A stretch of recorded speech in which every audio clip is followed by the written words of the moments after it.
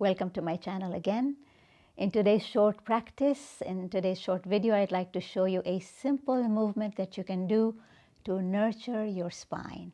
Okay, it's a movement called rocking table, and follow me as I guide you through it. Okay, so we first come into a neutral table or a stable table, and whenever I come into a table position, when I have to bear any amount of weight on my knees, I make sure that I have enough support, enough cushioning. Okay, so I have 2 layers of padding, plus I have this soft folded blanket, okay, underneath my knees.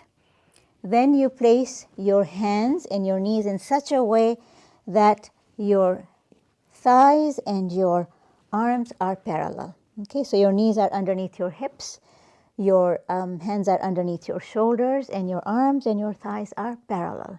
And they are also vertical, okay, they're not at an angle.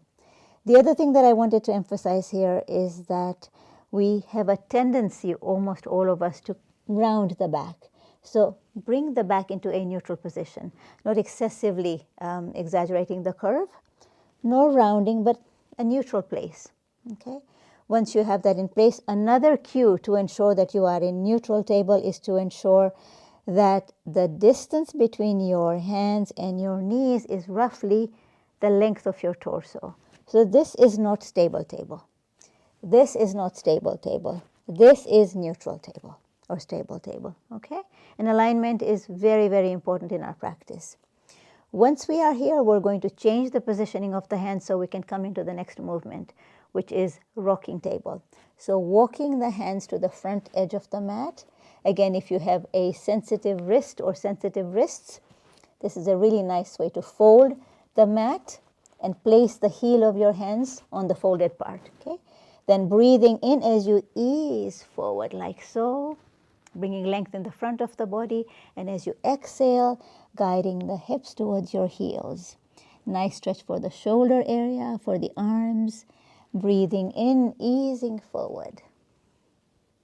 And as you do this, acknowledge the mobility of all the joints that allow you to do this. The mobility at the ankles, the knees, the hips, the shoulders, the elbows, the wrists, the fingers. Acknowledging with gratitude.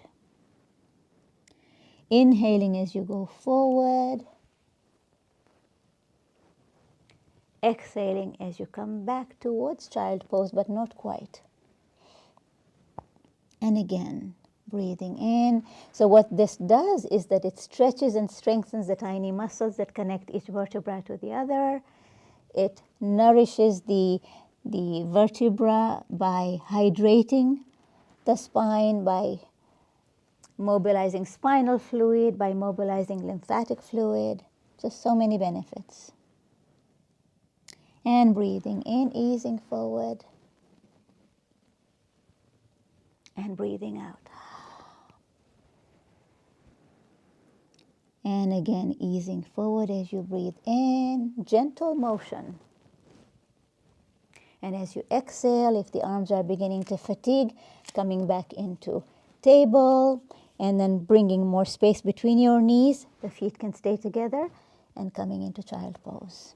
And in child pose, if the head doesn't reach the floor, create a pillow with the backs of your hands, or by stacking one fist on top of the other, or you can use a block, okay, like so. And remaining in child for the next several breaths. Perhaps rocking from side to side. And then coming into a neutral position.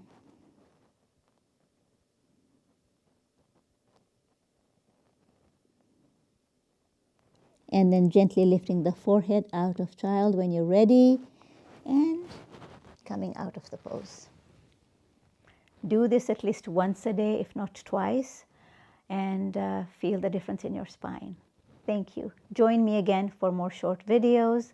Follow, like, and subscribe if you're enjoying these videos. Thank you.